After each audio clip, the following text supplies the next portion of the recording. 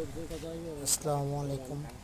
Hello viewers, Bangladesh Jamaat ইসলামের শরদ্দি উদ্যানে সমাবেশকে কেন্দ্র করে যারা পতাকা, লিফলেট, চাবির রিং, বিভিন্ন দেশ কিছু বিক্রি করে তা নিয়ে বসে পড়েছে শরদ্দি উদ্যানের একই পাশে। আজকে মঞ্চ তৈরির শেষ কাজ চলতেছে। মাঠ সুন্দরভাবে গুছানোর কাজ চলতেছে।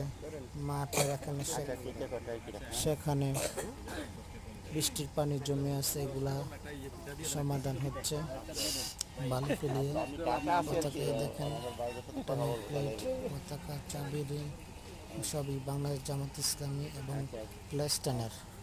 এখানে চাবি রিং ইসলাম ছাত্র শিবির এবং এক ভাই